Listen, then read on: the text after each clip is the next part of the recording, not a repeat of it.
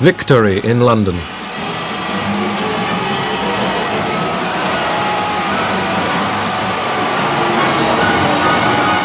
From 6 years of war, Britain emerged happy, but inwardly exhausted.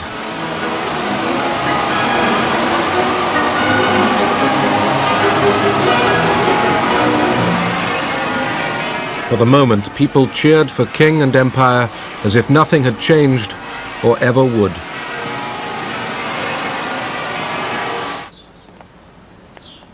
The king's new prime minister was Clement Attlee. The British voters had swung leftwards, and Churchill was out. In foreign policy, the new Labour government held tightly to the American alliance. Ernest Bevin, the new Foreign Secretary, was a trade union veteran who mistrusted communists. He had backed Churchill's intervention in the Greek Civil War. British interests were at stake here. The concern was that the conflict might threaten Britain's oil route from the Middle East through the Mediterranean.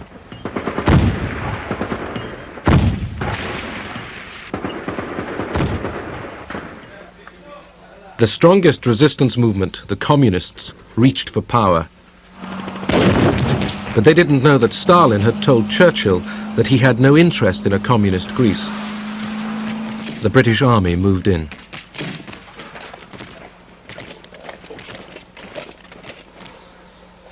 The Civil War was long and cruel.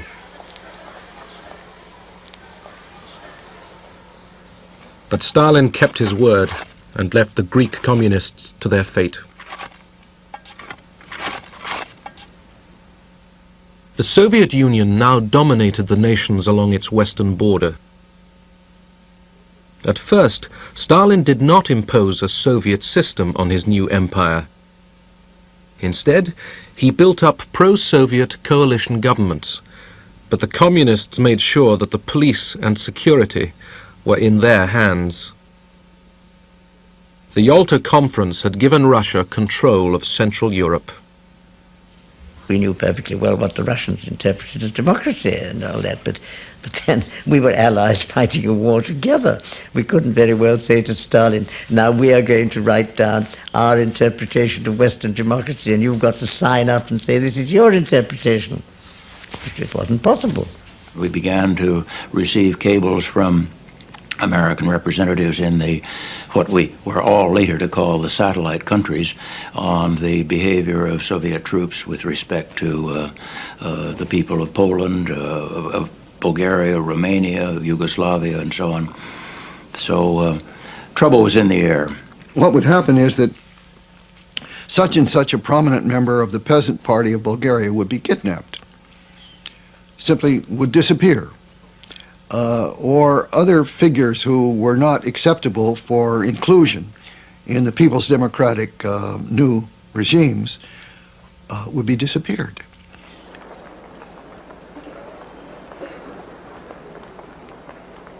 In Berlin, where the Allies jointly supervised city life, the communists were careful. The idea was at the beginning to cooperate and gradually to build up the party, making the best organized party, the most militant party, the most active party, and gradually increase the influence on the other parties, and gradually take over the whole situation, but not at once. We should already prepare for building up the police. The man for personnel, changes personnel. The man for education. So we were flabbergasted. We only 3 or 4 comrades and everybody else are social democrats and bourgeois democrats and so on. So one of us asked and said, it must look democratic, but we must have everything in our hands. Many Germans perfectly well understood that brown, the Nazi colors, were becoming red overnight. After all, the methods in some ways were the same, or at any rate very similar, of forcing people to do things against their will. For me, my only comparison was always the Soviet Union under Stalin. And comparable to the Soviet Union under Stalin, 1935 to 45, 45 to 46, 47 in Germany was wonderful. It was much less terror than which I had witnessed the 10 years before in the Soviet Union. Soviet communism had stood the test of war. The Red Army was the biggest on earth, and General Eisenhower came to pay his respects to the world's newest superpower.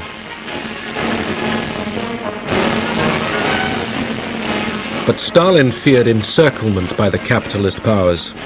At home, he watched for treachery. Those who had been taken prisoner by the Germans and seen a glimpse of the West might become disloyal. They were being arrested in thousands. The Americans knew what was going on. We had a maid whose husband was a prisoner of war.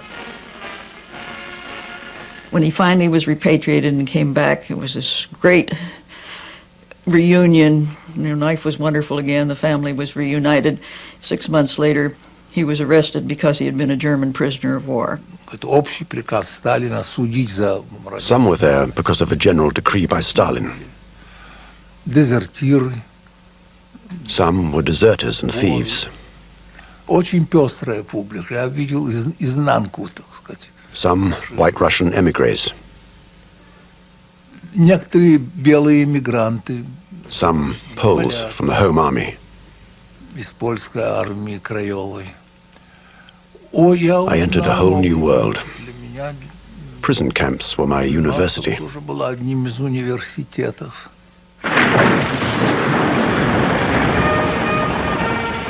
Poland. In the wreckage of Warsaw, the Poles began to clear the ruins.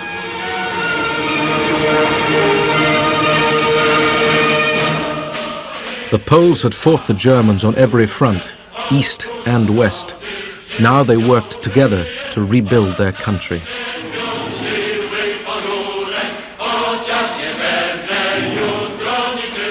Some loathed the new semi-communist government tied to Moscow, but others found reasons to accept it and live with it.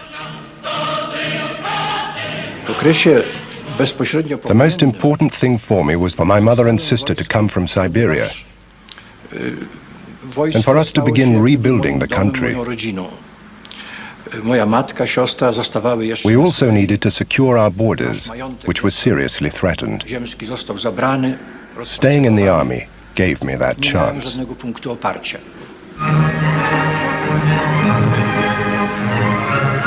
In Moscow, Poland's new puppet leaders were taken to the opera.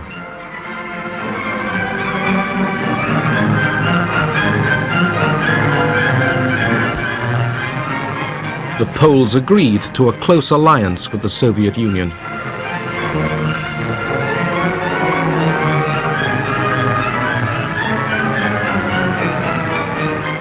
Stalin promised to defend the new Polish frontiers against any German attempt to win back the lost territories.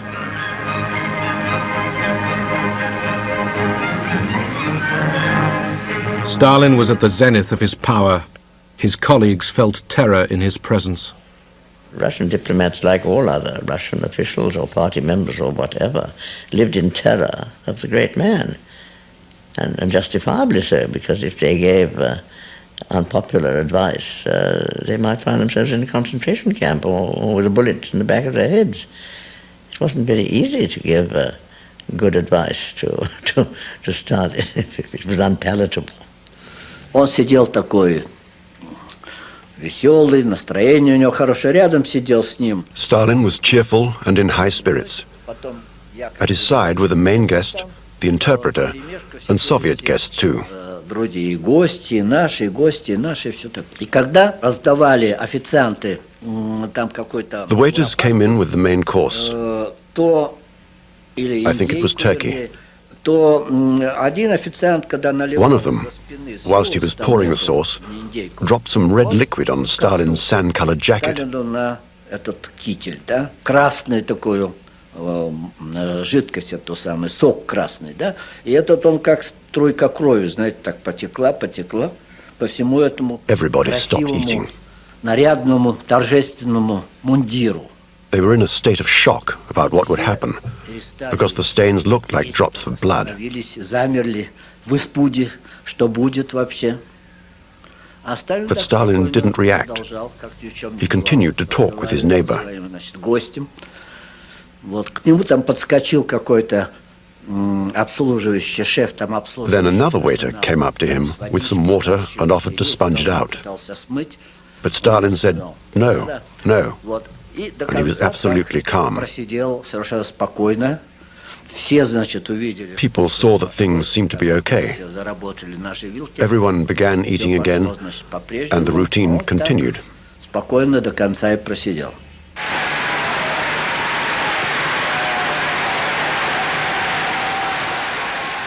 To mark the Soviet elections, Stalin made a grand appearance.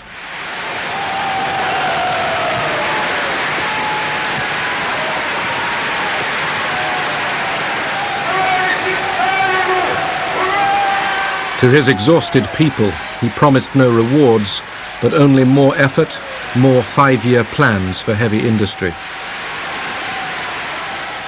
Then, in cloudy words, he warned that capitalism and imperialism made future wars inevitable. Did this mean war between the Soviet Union and the West? Abroad, alarm bells rang.